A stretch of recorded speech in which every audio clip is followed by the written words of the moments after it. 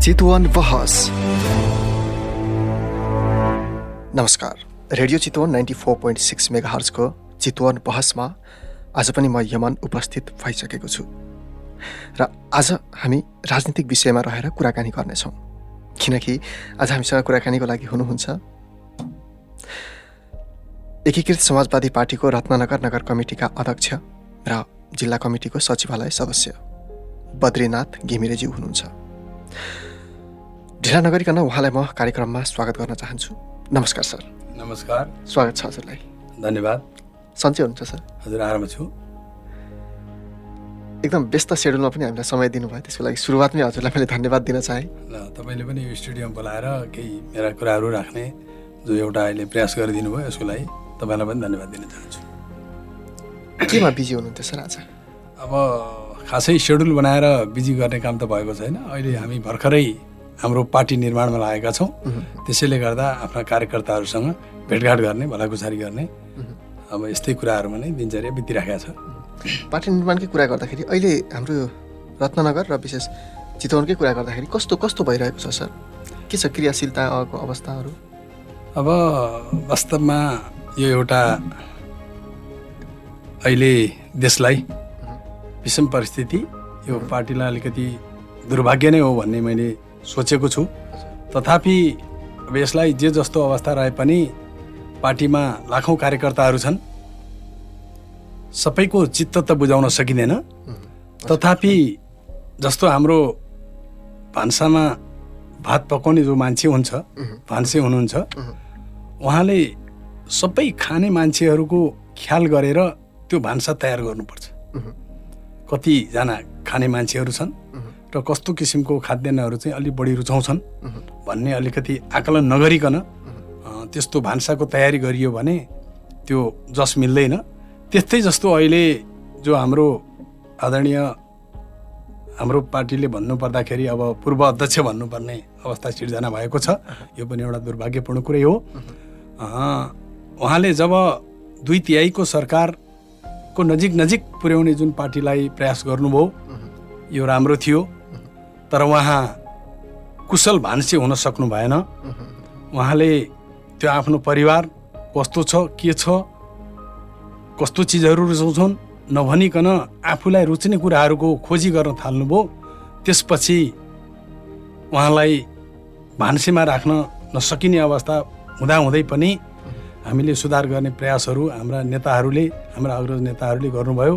तथापि उहाँले त्यसलाई कति पनि 1% पनि त्यसलाई सुधारको पक्षमा नल्याइसकेपछि पार्टी विघटनतिर जाने अवस्थाको सिर्जना जब संसद विघटन गर्नुभयो, त्यसपछि यो विघटन भेटिक छ भन्ने अर्थले म स्वयं आफू पनि संसद विघटनको विरुद्धमा लाग्दाखेरि अहिले यो नेपाल कम्युनिस्ट पार्टी एकीकृत समाजवादी पार्टीको अध्यक्ष हुन आइपुगेँ। तर म नेकपा एमाले हुँदा पनि अध्यक्ष भइसकेको हुँदा अहिले मैले एउटा महसुस के गरेको छु त भन्दा मेरा खुट्टा तिनै हुन्। तर अहिले मलाई त्यो जुत्ताले खुट्टा थोरै दुखाएको हुँदा थोरै मैले जुत्ता चेन्ज गर्ने मात्रै प्रयास गरेको हो र मेरो हिँड्ने खुट्टाहरू तिनै हुन्, मैले लगाउने हातहरू पनि यिनै हुन्, अब मैले नमस्ते गर्ने हातहरू पनि यिनै हुन् र मेरो बोल्ने मुख पनि यही नै हो। मेरो कुनै शैलीमा परिवर्तन भएको छैन। तर पार्टी परिवर्तन भएको छ अहिले र यो पार्टी अझ हामी कमरेड केपी ओलीले चलाएको पार्टी भन्दा माधव कुमार नेपालले चलाएको जुन यो एकीकृत समाजवादी पार्टी पक्कै पनि जनताको मन र भावना अनुसार कम्युनिस्ट पार्टीको सिद्धान्त अनुसार चल्छ भन्ने ठम्याएर म यो पार्टीमा अहिले आफ्ना कार्यकर्ताहरूलाई गोलबन्द गर्दै हिँडेको छु। कसरी फरक कसरी बनाउनुहुन्छ सर? हाम्रो नेकपा एकीकृत समाजवादी पार्टी राम्रो छ, त्योभन्दा राम्रो छ भन्नुभयो, त्यसमा के आधारहरू दिन चाहनुहुन्छ सर? राम्रो छ भनेर अहिले प्रमाणित गर्न सक्ने, अहिले नै मैले यो प्रमाणित गर्न सकिदिनँ। किन भन्दा सिद्धान्तहरूमा कुरा गर्दाखेरि भदौको 9 गते मात्र हाम्रो पार्टी दर्ता आधिकारिक रूपमा दर्ता भएको छ। तर मैले चाहिँ सक्छु भन्ने आकलन र नेताप्रतिको एउटा विश्वास भरोसा चाहिँ मैले के राखेको छु भन्दा नेकपा एमालेको पनि विधि विधान र सिद्धान्तमा कहीँ कमी कमजोरी छैन। यो अघि नै मैले भनिसकेको छु, दाल त्यही भाँडाको हो, चामल त्यही भाँडाको हो, पानी त्यही धारोको हो, तर पकाउने भान्सेमा दक्षता नभइसकेपछि त्यो चिजहरू सही तरिकाले पाक्न नसकेको हो। त्यस्तै कुरा मैले अहिले राजनीतिमा पनि मैले त्यही कुरो बुझेर हामी त्यही सिद्धान्तहरूमा केही थोरै हल्का परिमार्जित गरेर त्योभन्दा उत्कृष्ट बनाउँछौँ भन्ने म आफूलाई विश्वास छ र त्यो आउँदा दिनहरूमा हामी जनता समक्ष पस्किनेछौँ र हामी अब यसलाई उजागर गरेर जनता समक्ष लानेछौँ र जनताहरूले हामीलाई समर्थन गर्नुहुन्छ भन्ने म पूर्ण विश्वस्त छु। के छ अहिले अवस्था के छ सर? कति सदस्यहरू हुनुहुन्छ? कस्तो छ अवस्था अहिले हाम्रो समाजवादी पार्टीको अवस्था? अब अघि नै मैले तपाईँलाई भनिसकेँ, भदौको 9 भनेको कार्तिकको मङ्सिर 9 गते आइपुग्दा करिब 3 महिना हुन्छ होला, होइन र? भन्नुहोस्, अब यो 3 महिनामा एउटा ठुलो घर घरानाले छोराछोरीको बिहा गर्दा पनि करिब 6 महिनाको म्याद लिने गरेका छन्। हामीले त यो मुलुकको पार्टी निर्माण गर्नुपर्ने काम भएको हुँदा अहिले नै तपाईँले कति बनाउनु भयो, के बनाउनु भयो भन्दा सङ्ख्याको हिसाब किताबले अहिले जोड घटाउ गरेर यो काम हुँदैन। हामीले अब जुन हाम्रो चाहिँ नि विधि विधानहरू बनाएका छौँ, हामीले नियमावलीहरू बनाएका छौँ, हाम्रो घोषणापत्रहरू हामीले तयार गरेका छौँ, यो कुराहरूलाई हामीले जनता समक्ष राखिसकेपछि हामीले कति मन जित्न सक्छौँ, त्यसपछिको सङ्ख्या हामीसँग गोलबन्द हुन आउँछ। त्यसपछि मात्रै यो सङ्ख्याको उत्तर चाहिँ हामीले दिन सकिन्छ जस्तो मैले चाहिँ अनुभूति गरिरहेको छु। यति बेला हामी रेडियो चितवन 94.6 मेगाहर्जको चितवन बहसमा छौँ र आज हामी कुराकानी गरिरहेका छौँ रत्ननगर नगर कमिटी एकीकृत समाजवादीको रत्ननगर नगर कमिटीका अध्यक्ष बद्रीनाथ घिमिरेज्यूसँग हामी कुराकानीकै क्रममा छौँ। सर, हजुर एमालेमा लामो समयदेखि रहनु भएको थियो र भान्से राम्रो भएन, त्यसैले हजुर त्यहाँबाट बाहिरिनु भयो र अहिले अर्कै समाजवादीमा हुनुहुन्छ। त्यहाँ रहँदाखेरिको योगदानहरू केही सम्झनुहुन्छ? त्यसलाई सम्झेर पनि हजुरहरू किन मिल्न सक्नु भएन, मिल्न सक्ने बाटै केही पनि रहेन कि? त्यसमा अलिकति केही कुरा जोडौँ न सर। अब साँच्चै नै भन्नुपर्दाखेरि चाहिँ के भने योग्यताहरूको कदर भन्दा पनि अब एउटा पार्टीमा जसको पनि हुन्छ हुन त मान्छेहरू सुर्ती सेवन गर्नेहरू सुर्ती मिचेको ठाउँमा वरिपरि घुम्नुहुन्छ। अब अरू अलिकति नसालु पदार्थ खाने मान्छेहरू नसालु पदार्थकै वरिपरि घुम्नुहुन्छ होला। त्यस्तै जस्तो अहिले हाम्रो पार्टीमा यो किसिमको एउटा क्रियाकलापको विकास धेरै भयो र वरिपरि लाग्नेहरूका लागि छिटो छरितो रूपबाट पदहरू सिर्जना हुने, एउटा फसिरहेको गाडीलाई क्रेनले मानव यो उचालेको जस्तो गरेर उचालेर चाहिँ त्यसलाई स्थानान्तरण गर्ने कामहरू जबदेखि यो पार्टीमा भयो, अब त्यसका विरुद्धमा म अलि पहिलेदेखि नै यो लागिराखेको थिएँ। अब अलिकति विगतका कुराहरू पनि यहाँहरूलाई कोट्याउनु पर्यो।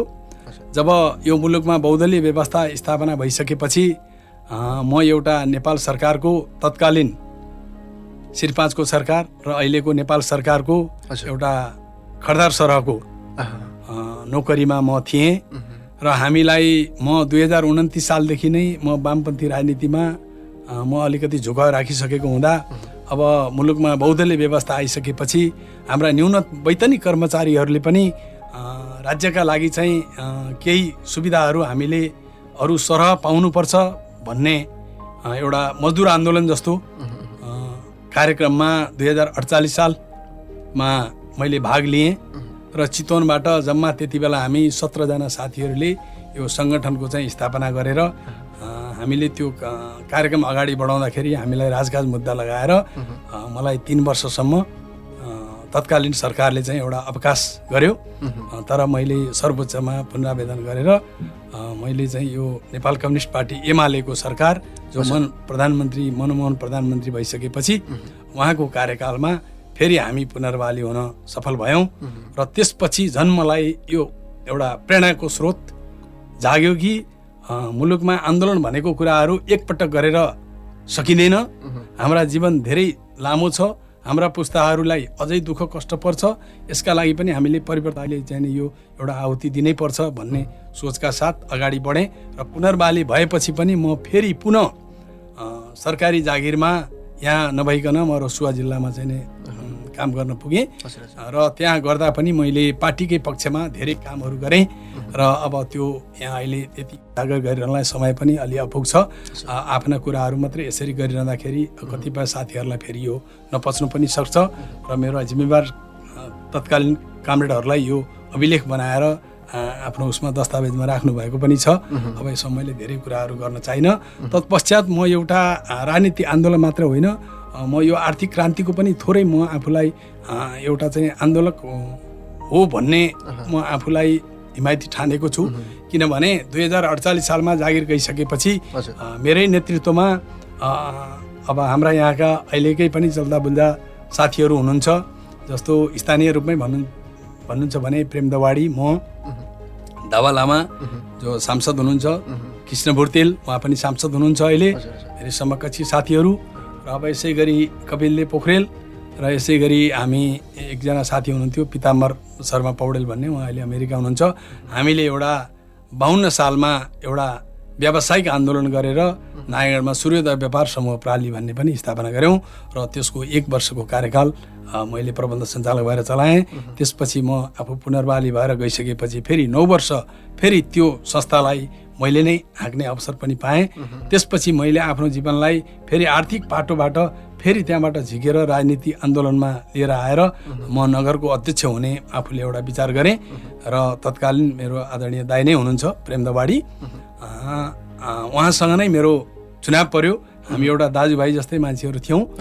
तथापि यो राजनीति जो अहिले मैले भने यो वरिपरि घुम्ने कार्यक्रमले म अलिकति अर्को अलिक फरक विचारको म एउटा ब्युरोक्रेसीबाट आएको हुनाले मैले पद्धति सिद्धान्तहरूलाई अवलम्बन गर्न चाहेँ। तर उहाँहरूले एउटा झुन्डलाई अलिक प्रशय दिन लाग्नुभयो र उहाँसँग नै मेरो प्रतिस्पर्धी भएँ। म थोरै मतले म पराजय भएँ। तत्पश्चात फेरि 3 वर्षपछि म पुनः अध्यक्षमा फेरि प्रस्ताव भएँ र फेरि मैले आफूलाई एउटा चाहिँ विजय हुने जुन शुभ अवसर मेरा कार्यकर्ताहरूले, मेरा साथीहरूले मलाई उपलब्ध गराउनु भयो। तथापि म त्यो झुन्डको नजिक भनिरहँदा हाम्रा पूर्व प्रधानमन्त्री केपी ओलीको साथमा म रहन सकिनँ। त्यसै कारणले मैले निर्वाचन जितेको 10 महिनामा मलाई बिना कारण विघटन गर्नुभयो। त्यसै कारणले उहाँको एउटा यो शैली, कार्यशैलीप्रति मेरो असहमत हुँदै आएको। त्यसैमा पनि पछि आएर हामी जस्ताका पद लाँदा त केही भएन, तर संसदै विघटन गर्न थालिसकेपछि यो चाहिँ जनताप्रतिको अन्याय र अत्याचार हो भन्ने म आफूलाई चाहिँ एउटा फिल भयो र त्यसपछि म आन्दोलनका रूपमा लागेर त्यति बेला हामी नेकपा यो माओवादी केन्द्र पनि हामीसँगै थियो र हामी सँगै त्यसपछि आन्दोलनमा उत्रियौँ र पटक पटक काठमाडौँ जाने, यहाँ मसाल जुलुसहरू निकाल्ने आदि इत्यादि क्रियाकलापमा म आफ्नो राजनीतिक जीवनलाई मैले अग्रसर बनाइराखेँ। र अहिले पनि म अब त्यसपछि हामी 9 महिनासम्म यो पार्टीलाई मिलाउनुपर्छ भन्ने सवालमा आदरणीय नेताहरूलाई हामीले पार्टी फुटाउनु हुँदैन, तपाईँहरू मिल्नुहोस्, अब यो मिलाउनै पर्छ भन्दा पनि उहाँहरूले यो कुराहरूलाई सुनुवा नै नगरिकन अब यस्तो काम गरिदिनु भयो। तथापि अदालतले यसलाई 2075 जेठ 2 को अवस्थालाई एउटा निर्णय गरेर त्यसमा पार्टी गयो र त्यो लागू गरिदियो भने पार्टीमा अब विखण्डन हुँदैन। कहीँ काम गर्दै जाँदा भुलचुक हुन सक्छ, यसलाई सुधार भयो भने हामी सबै मिल्नेछौँ भन्दा उहाँले त्यो कुराहरूलाई व्यवस्था गरेर फेरि अर्को पटक पनि संसद विघटन गरिसकेपछि अब हामी यसबाट हामी पार हुँदैनौँ, हामी जनताले धेरै दुःख पाउँछौँ भन्ने हाम्रो अलिकति निष्कर्ष रह्यो र त्यसैका फलस्वरूप आन्दोलनको तेस्रो चरणमा जाँदाखेरि अब कमरेड माधव कुमार नेपालले नेतृत्व गरेको यो आन्दोलनलाई केही हाम्रा अग्रज नेताहरूले समेत फेरि माधव कुमार नेपाललाई एउटा कहावत छ, रुख चढाउने अनि त्यसपछि फेदमा बसेर ढाल्ने भने जस्तै उहाँलाई अगाडि पठाइसकेपछि, माथि चढाइसकेपछि रुख ढाल्ने काम पनि केही नेताहरूले गर्नुभयो। यो पनि उहाँहरूको कमी कमजोरी थियो। हामी कार्यकर्ताको कमजोरी भन्दा पनि यहाँ अहिले यो अलि शीर्षस्थ नेतामा शीर्षस्थ रूपमा रहनुभएका नेताहरूको कमी कमजोरी नै बढी हो भन्ने मैले चाहिँ ठानेको छु। कहीँ कमी कमजोरी हाम्रा पनि हुन सक्छन्, तर हाम्रा कमी कमजोरीले खासै त्यस्तो असर गर्ला जस्तो मलाई लाग्दैन।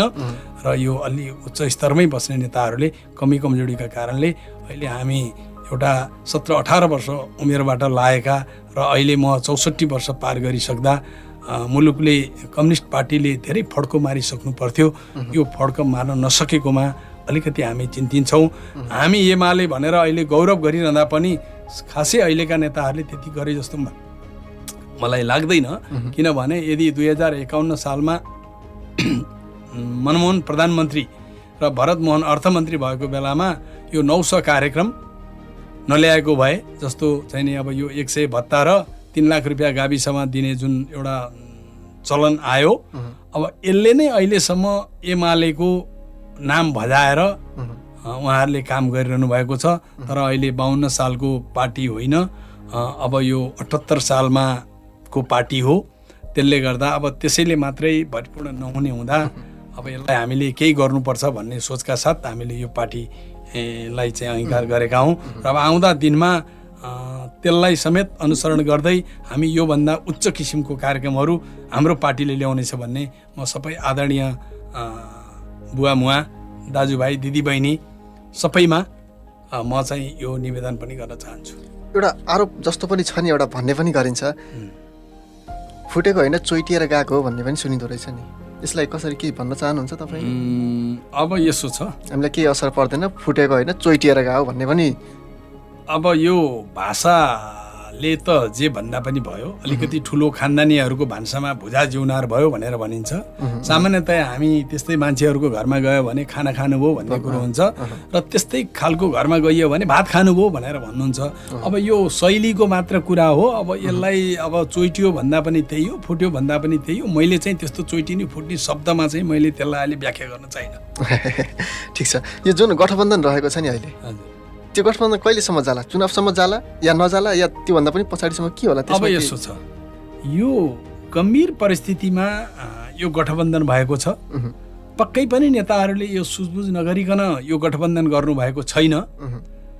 तथापि म भन्छु, हाम्रो वर्गीय शत्रुका हिसाबमा तत्कालीन अवस्थामा हामीले जो कम्युनिस्ट पार्टीमा लागिरहँदा हाम्रो चुनावी शत्रु र मित्रका रूपमा हामीले सधैँ चाहिँ यो झेलिरहनु पर्ने चाहिँ काङ्ग्रेससँगै हो भन्ने हाम्रो त्यति बेलाको ठमाइ थियो भने अहिले हामी पार्टीको कुरा होइन, हामी देशका लागि लाग्नुपर्ने भएको हुँदा अब काङ्ग्रेससँग सहकार्य गर्नुपर्छ भन्ने हाम्रो पार्टीले चाहिँ, जो अहिले नयाँ भएको पार्टी छ, पार्टीलाई नेतृत्व गर्ने नेताहरूले यो सुझबुझका साथ नेपाली काङ्ग्रेससँग र नेकपा माओवादी केन्द्रका नेताहरूसँग यो बसेर माधव कमरेडले नै यो वास्तवमा डिजाइन गर्नुभएको हो।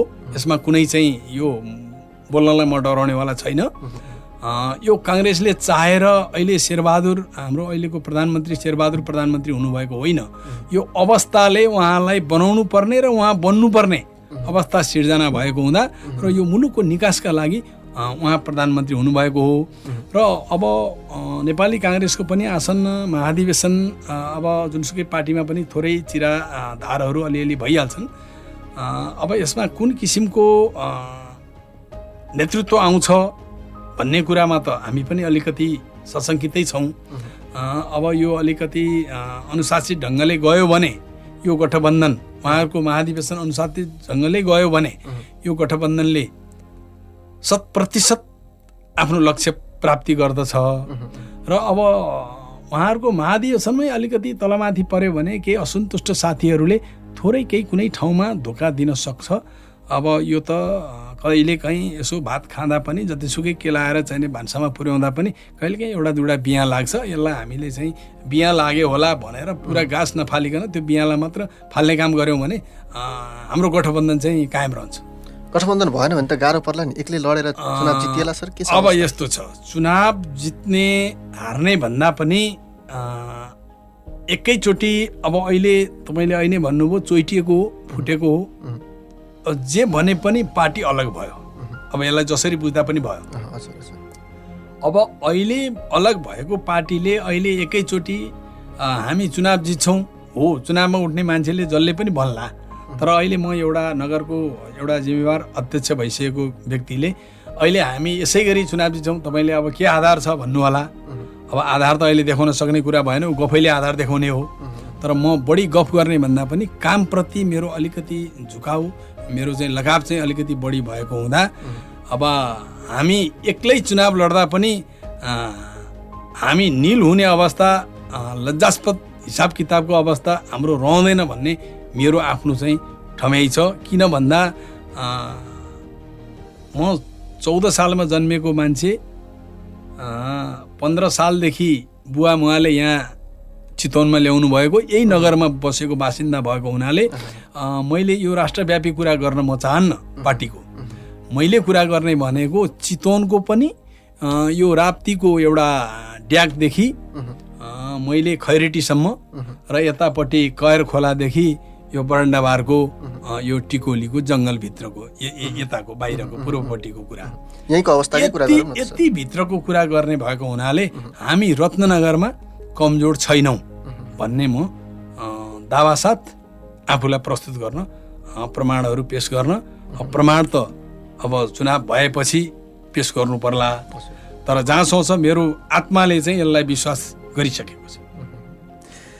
यति बेला हामी रेडियो चितवन 94.6 मेगाहर्जको चितवन बहसमा छौँ र आज हामी कुराकानी गरिरहेका छौँ नेकपा एकीकृत समाजवादी पार्टी रत्ननगर नगर कमिटीका अध्यक्ष र जिल्ला कमिटीको सचिवालय सदस्य बद्रीनाथ घिमिरेज्यूसँग हामी कुराकानीकै क्रममा छौँ। सर, माधव कुमार नेपाल आउँदै हुनुहुन्छ भन्ने केही गाईकै सुनिएको छ, यसमा के भन्न चाहनुहुन्छ? अब यसमा ठिक छ, प्रश्न गर्नुभयो, राम्रो। अब हामीलाई पनि यो मिडिया मार्फत अहिले भन्न पाउँदा म ज्यादै खुसी छु। अब यही मङ्सिरको 3 गते हजुर मङ्सिर 3 गते हाम्रो आदरणीय नेता पार्टी अध्यक्ष माधव कुमार नेपाल चितवन आउँदै हुनुहुन्छ। हामीले पनि यो चितवनलाई हरेक दृष्टिकोणले राष्ट्रले नै यो चितवनलाई अलिकति यो राजनीतिको एउटा हब मानिराखेको छ।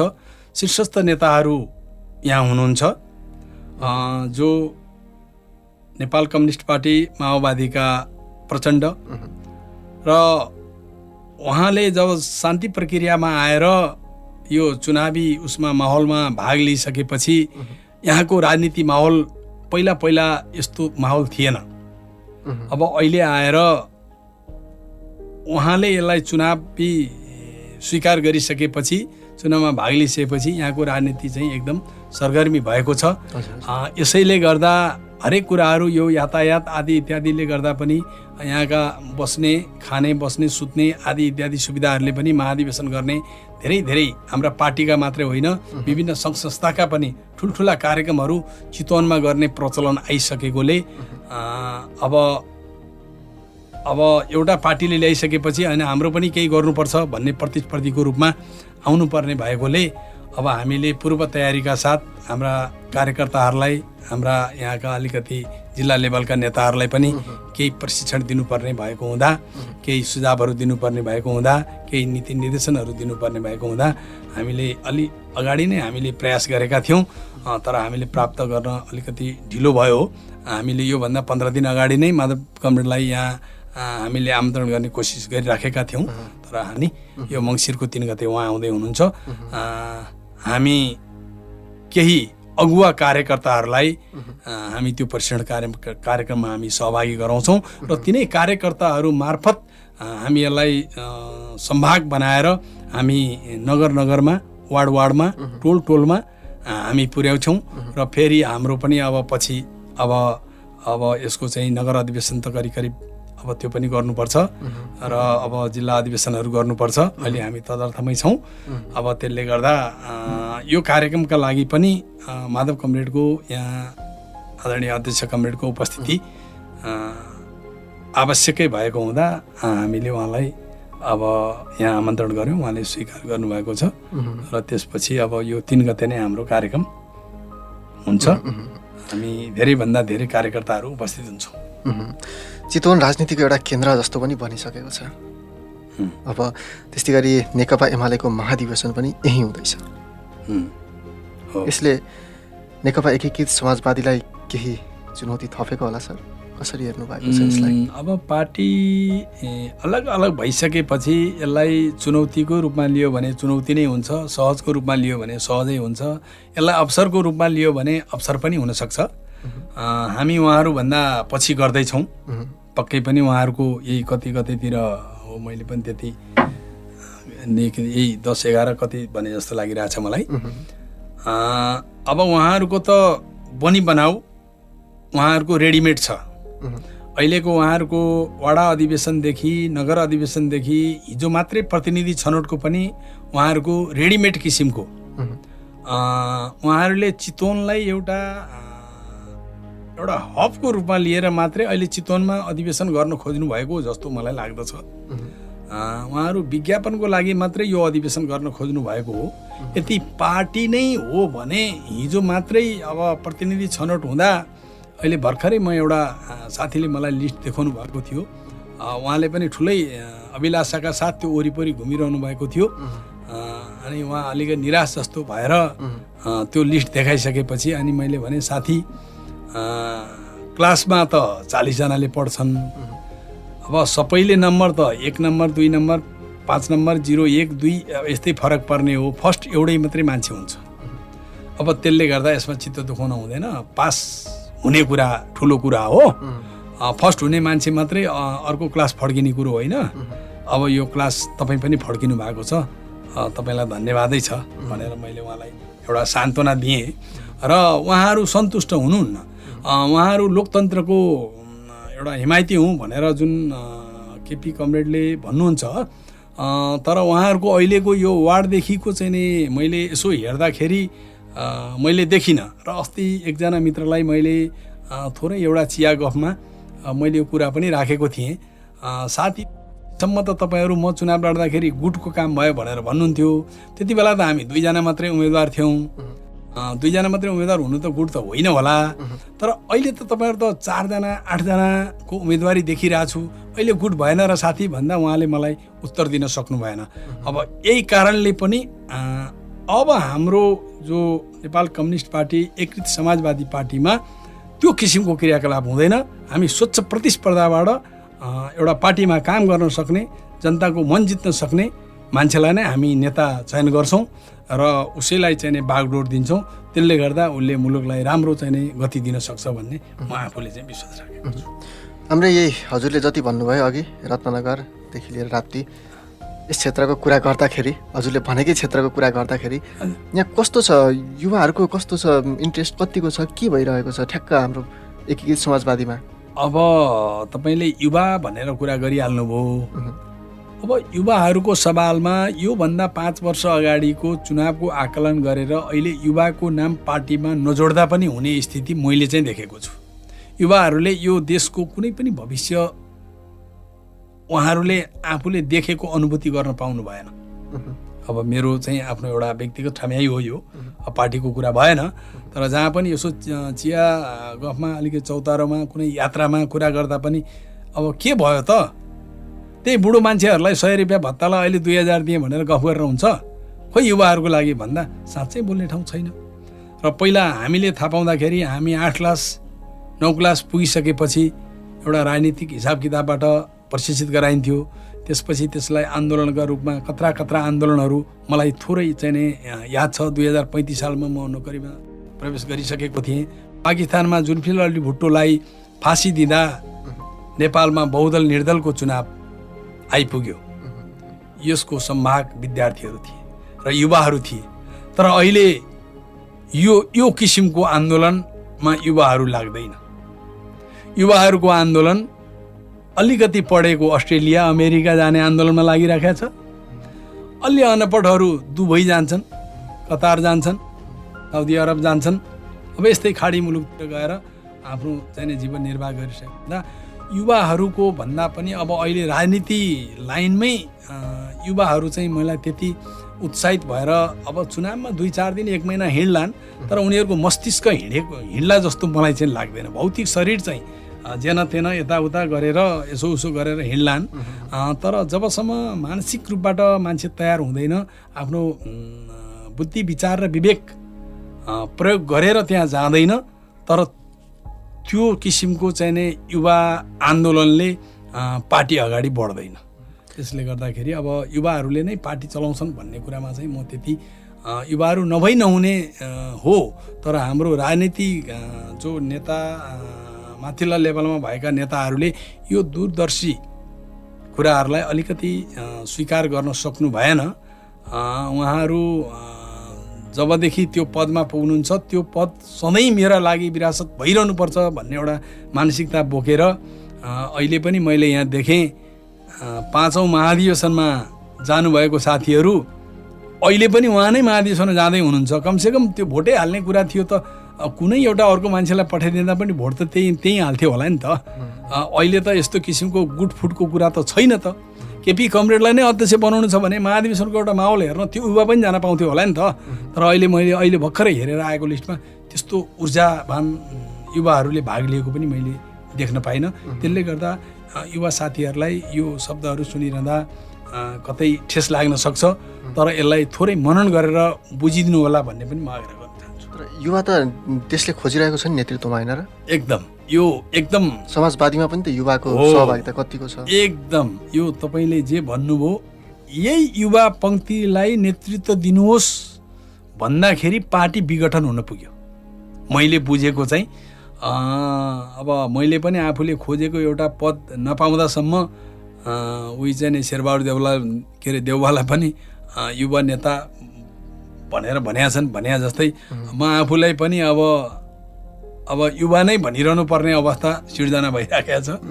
अब म उमेरको हिसाब किताबले म 17-18 वर्षबाट यो वामपन्थी राजनीतिमा पहिला अलि अरू पार्टीमा लागियो, पछि आएर मात्रै यो एमाले भएका हौँ हामी।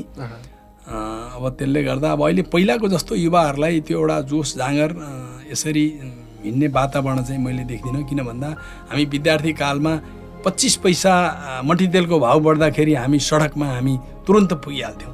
तर अहिले तपाईँको 5 रुपियाँ बढाउँदा पनि केही मतलब छैन, 10 रुपियाँ बढाउँदा पनि केही मतलब छैन। ठिक छ, समय सापेक्ष बढाउनु पर्छ, तर त्यो बढेको कुराहरू जानकारी प्राप्त गर्नु पाउनु पर्यो नि त नागरिकले। यो सवालमा पनि अब युवाहरू सचेत भएर अहिले अब विद्यार्थीहरू सचेत भएर यसरी लागेको नदेखिरहँदा मैले त्यो युवा पङ्क्तिलाई चाहिँ चासो छैन कि भन्ने चाहिँ एउटा मैले बुझेको है यसरी। भनेपछि एकीकृत समाजवादीले मात्र होइन अरू पार्टीहरूको पनि मैले कुरा गर्न चाहेँ। युवाको सहभागिता हाम्रोमा छ भन्नु नेम लिस्टमा मात्रै छ नि त मुख्यतया रूपमा?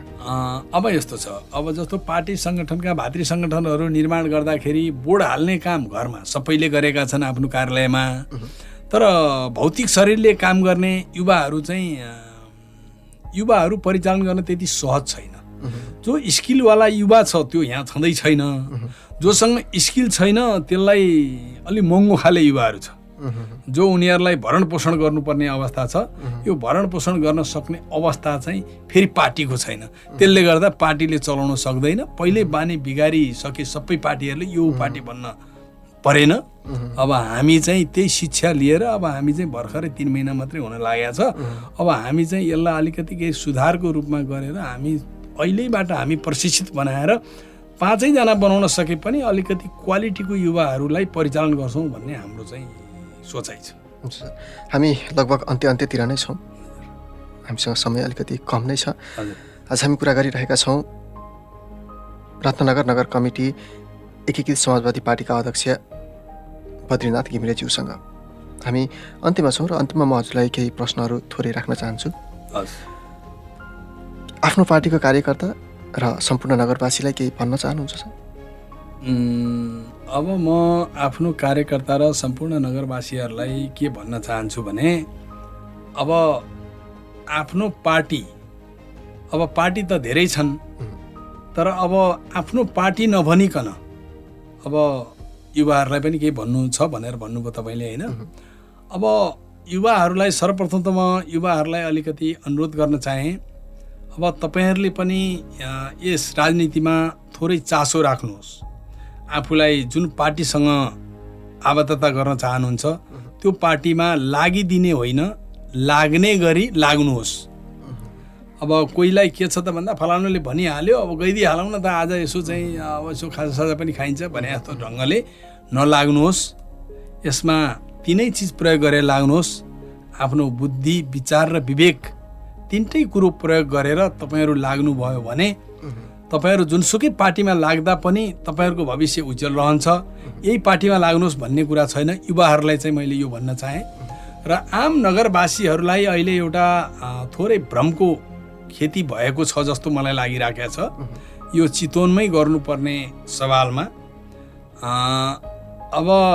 अब यो पार्टी फुटिसकेपछि भएको घटनाहरूलाई हामीले हेर्दा चुनाव चिन्ह हामीसँग छ भनेर केपी ओलीका कार्यकर्ताहरूले भनिराख्नु भएको छ। अब त्यही पार्टीमा गोलो हँसिया हथौडामा भोट हालेका नेताहरू यसको आयोजकमा बस्नु भएको छ।